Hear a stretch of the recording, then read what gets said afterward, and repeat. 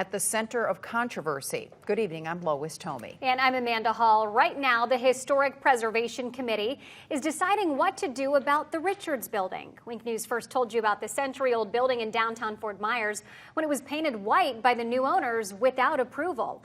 Wink News reporter Amy Gallo joins us live outside City Hall. Now, Amy, you spoke with someone from the Richards family. What did she say?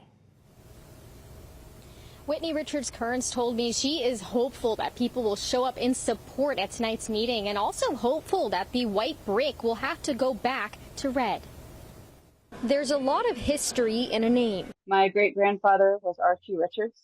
He bought the building probably sometime in the late 30s or early 40s and renamed it to the Richards Building. And there's a lot of history in these walls. My daddy was fit to be tied when he heard about all this. He's not really in a physical condition to be able to get downtown anymore, but he grew up in that building. He grew up when my grandfather owned it, when my great-grandfather owned it. He's seen all of the buildings or all of the businesses that have run through that building. The Richards Building has been the center of controversy for months now, since it was stained white over the original brick despite a stop work order. That red brick is part of its charm, and I think it needs to be restored, especially given the code that specifically said it was not meant to be changed. Thursday, the Historic Preservation Commission is set to hear the case against the building. I want them to restore it to the red brick that it was.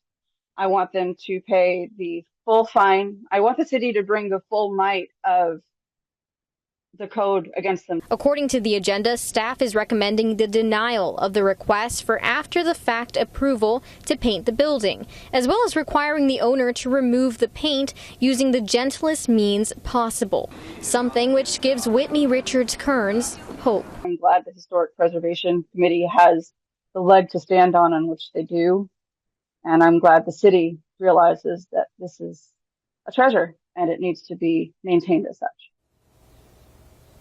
The meeting is currently underway here at City Hall, where there's currently discussion about whether this building's front-facing side has been painted in the past. And we're here with the crew, and we'll bring you all the latest into the evening. For now, live in Fort Myers, Amy Gallo, Wink News.